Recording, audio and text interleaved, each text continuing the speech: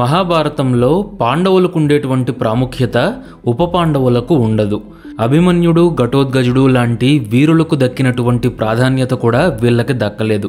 ఈ అభిమన్యుడు, ఘటోత్కచుడు వీళ్ళిద్దరూ పాండవులకు ద్రౌపది వల్ల కాకుండా ఇతర భార్యల వల్ల కలిగినటువంటి సంతానం. అయినప్పటికీ కురుక్షేత్ర సంగ్రామంలో కీలకమైన పాత్రని పోషించారు. ఇక ఉప పాండవులు పాండవులకి ద్రౌపది వల్ల కలిగిన సంతానమైన, పరాక్రమంలో పాండవులంత వాళ్ళైనా కురుక్షేత్ర సంగ్రామంలో కీలక పాత్ర పోషించినా సరే వీరికి మాత్రం అంత ప్రాముఖ్యత రాలేదు. అసలు అలా ఎందుకు జరిగిందో, పురాణాలు దాచినటువంటి ఈ ఉప పాండవుల జన్మ రహస్యమేంటో ఈ వీడియోలో మనం తెలుసుకుందాం. సత్యహరిశ్చంద్రుడి కథ మీలో చాలామందికి తెలిసే ఉంటుంది. మహాభారతంలోని ఉప పాండవులకు సత్యహరిశ్చంద్రుడికి దగ్గర సంబంధం ఉంది. ద్వాపర యుగం నాటి ఉప పాండవులకి, త్రేతాయుగం నాటి సత్యహరిశ్చంద్రులకి లింక్ ఏంటి? అసలు ఈ ఉప పాండవుల కథ సత్యహరిశ్చంద్రుడి కాలానికి ఎందుకు వెళ్ళింది అనే సందేహం మీకు రావచ్చు. నిజానికి ఈ ఉప పాండవులు అనేవాళ్ళు హరిశ్చంద్రుడి కాలానికి చెందిన వాళ్ళు.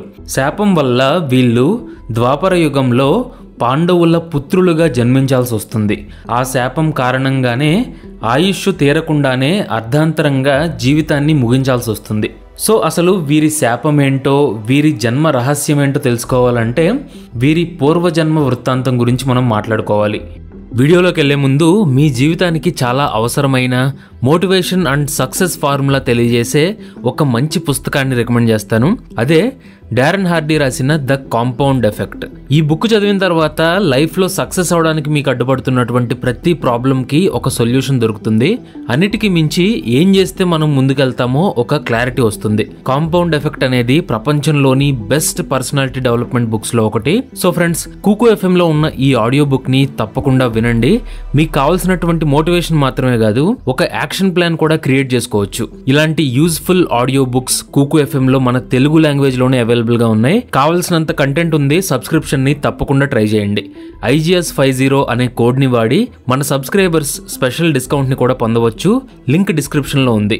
పూర్వజన్మ వృత్తాంతం. త్రేతాయుగంలో హరిశ్చంద్రుడు అనే గొప్ప రాజు ఉండేవాడు. అతను ఎంతో నిజాయితీపరుడు. ఎల్లప్పుడూ అతను తన రాజ్య ప్రజల క్షేమాన్నే కోరుకునేవాడు. ప్రజలంతా ఈయన పాలనలో శాంతిని, సుఖ సంతోషాలని అనుభవించేవారు. ఒకసారి ఆయన మహాబాహు అడవిలో వేటాడుతున్న సమయంలో అకస్మాత్తుగా ఒక స్త్రీ బిగ్గరగా కేకలు పెట్టడం వింటాడు. నన్ను రక్షించు, నన్ను కాపాడు అంటూ ఇంకా కొంతమంది మహిళల రోదనలు కూడా వినిపిస్తాయి. ఆ ఆర్తనాదాలు విన్న హరిశ్చంద్ర రాజు వాళ్ళని కాపాడేందుకు ఆ దిశలో పరిగెడతాడు.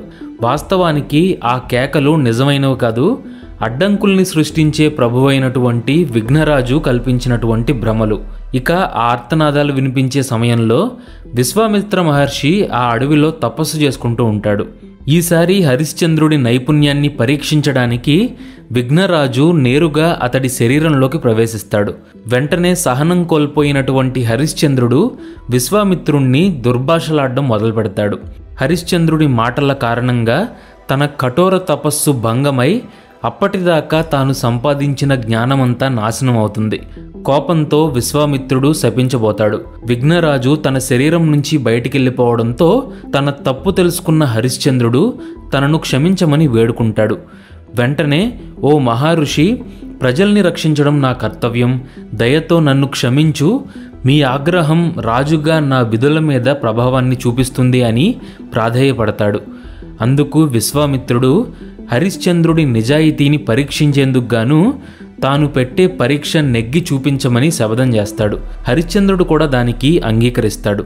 కాబట్టి ఆ ప్రకారం విశ్వామిత్రుడు అతడి కుటుంబాన్ని నానా కష్టాలు పెడతాడు.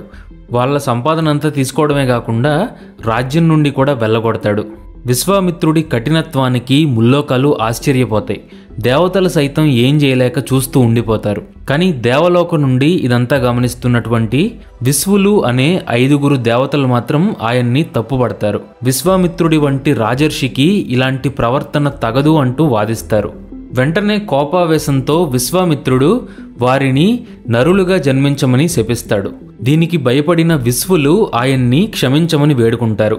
దీంతో విశ్వామిత్రముని వారిని తరువాతి జన్మలో ఎలాంటి భవబంధాలతోనూ చిక్కుకోకుండా మరణిస్తారు అని చెప్పి కొంత ఉపశమనాన్ని కలిగిస్తాడు. అలా నరులుగా జన్మించినటువంటి ఆ విశ్వులే ఈ ఉప పాండవులు.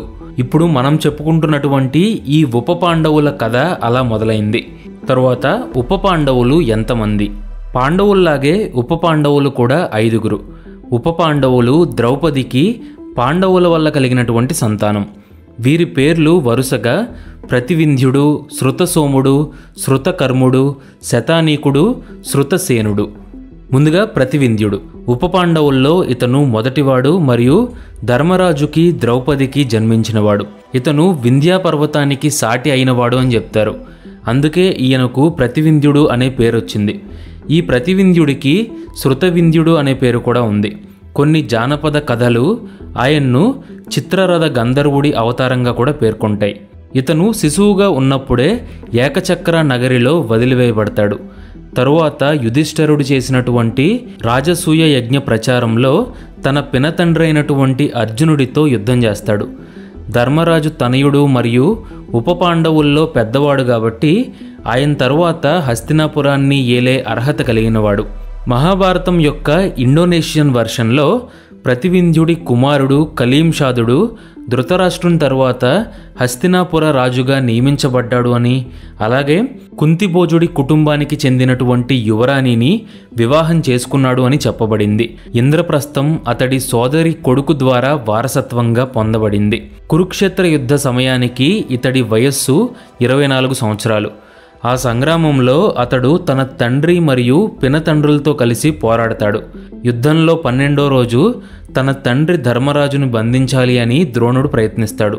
అప్పుడు ప్రతివింధ్యుడు విరోచితంగా పోరాడి అతడి ప్రయత్నాలన్నింటినీ తిప్పికొడతాడు. ఇక 14వ రోజు శృతసోముడితో పాటు కౌరవుల్లో కొందరితో యుద్ధం చేస్తాడు. అలాగే 15వ రోజున కర్ణుడి కొడుకైనటువంటి చిత్రసేనుణ్ణి సంహరిస్తాడు. అలాగే 16వ రోజున అభిసరా రాజు చిత్రను చంపుతాడు. తరువాత శతానీకుడు. ఉప పాండవుల్లో 2వవాడు మరియు నకులుడికి ద్రౌపదికి పుట్టినవాడే ఈ శతానీకుడు. కురువంశానికి చెందినటువంటి ఒక ప్రసిద్ధ రాజర్షి పేరు ఇతడికి పెట్టారు. అంతేకాదు ఇతన్ని విశ్వదేవుడి అవతారంగా కూడా పరిగణిస్తారు. పాండురాజుకి కుంతీదేవి, మాద్రి అనే 2 భార్యలు ఉన్నారని మనకు తెలుసు.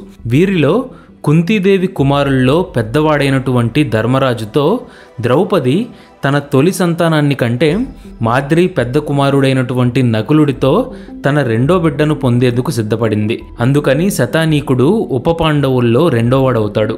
ఆ పెద్దరికంతోనూ పరాక్రమంతోనూ కురుక్షేత్ర సంగ్రామంలో తన సోదరుడు ప్రతివింధ్యతో పాటు తాను కూడా పాండవ వీరుడు దృష్టద్యుమ్నుడి సేనకు నాయకత్వాన్ని వహిస్తాడు. ఇతడు యుద్ధంలో కౌరవ మిత్రుడైనటువంటి భూతకర్మ సైన్యాన్ని, అలాగే భూతకర్మను ఓచకోత కోస్తాడు. 6వ రోజు కౌరవ యువరాజు దుష్కర్ణుణ్ణి కూడా ఓడిస్తాడు. 11వ రోజు కర్ణుడి కొడుకు వృహసేనుడి చేతిలో ఓడిపోతాడు. కౌరవుల్లో జయత్సేను, చిత్రసేనుడు మరియు శృతకర్మను ఓడించి కళింగ యువరాజును కూడా చంపేస్తాడు. అలాగే 17వ రోజు కూడా కౌరవ సైన్యాన్ని విపరీతంగా నాశనం చేస్తాడు. తరువాత శృతసోముడు. ఉప పాండవుల్లో 3వవాడు మరియు భీమసేనుడికి ద్రౌపదికి జన్మించిన వాడే ఈ శృతసోముడు. పాండవుల్లోకెల్లా భీకరంగా పోరాడే వీరుడిగా ప్రసిద్ధి చెందాడు. అందుకే అర్జునుడికి సైతం ఇతనంటే ఎంతో ఇష్టం. ఆ ఇష్టంతోనే అర్జునుడు ఇతడికి విల్లు మరియు రథానికి గుర్రాల్ని ఇస్తాడు. ఇతడు గొప్ప ధైర్యవంతుడు మరియు ప్రతిభావంతుడైనటువంటి యోధుడు కూడా. కురుక్షేత్ర యుద్ధంలో మొదటి రోజున కౌరవ యువరాజు వికర్ణతో యుద్ధం చేస్తాడు. శకున్ని దాదాపు చంపినంత పని చేయడం ద్వారా ఇతను యుద్ధంలో ప్రధాన పాత్రని పోషిస్తాడు. 12వ రోజున ద్రోణాచార్యుడి వైపు పరాక్రమశాలి అయినటువంటి కౌరవ వివిస్మతి ముందుగా రాకుండా అడ్డుకుంటాడు. అతడు తన సవతి సోదరుడు ప్రతివింధ్యతో కలిసి 14వ రోజున రాత్రి కౌరవుల్లో కొందరితో యుద్ధం చేస్తాడు. అలాగే 15వ రోజున అశ్వత్థామ మరియు ద్రోణుల్ని పట్టుకోవడంలో యుధిష్ఠరుడు మరియు ఇతర ఉప పాండవులతో కలిసి ప్రధానమైన పాత్రని కూడా పోషిస్తాడు. తరువాత శృతసేనుడు.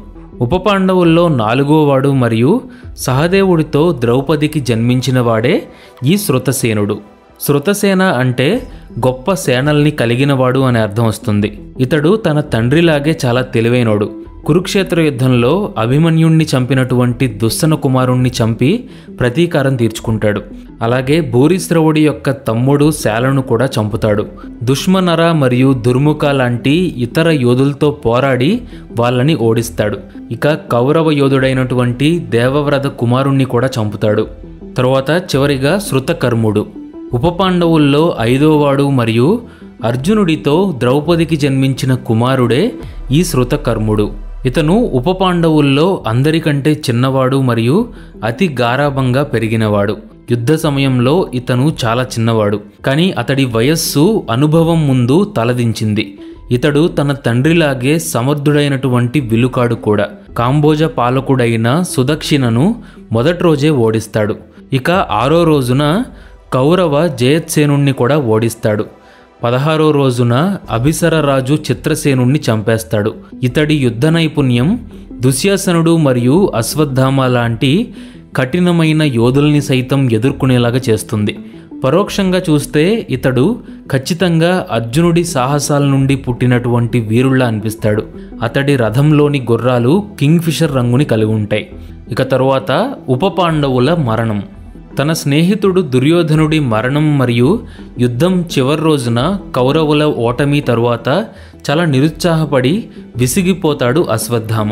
తన తండ్రి అయిన ద్రోణుడికి అబద్ధం చెప్పి ఆయనతో అస్త్ర సన్యాసం చేయించి పాండవులు ఆయన్ను అన్యాయంగా పొట్టన పెట్టుకున్నారు అనే ఆవేశంతో రగిలిపోతాడు. ఒక పెద్ద చెట్టు కింద కూర్చుని ఈ విషయం మీద తీవ్రంగా ఆలోచిస్తూ ఉంటాడు. పగటిపూట తన మీద దాడి చేసినటువంటి కాకుల మీద రాత్రిపూట గుడ్లగూబ దాడి చేయడాన్ని చూస్తాడు. వెంటనే అతడికి ఆ రోజు రాత్రి పాండవుల మీద దాడి చేయాలి అనే ఆలోచన వస్తుంది.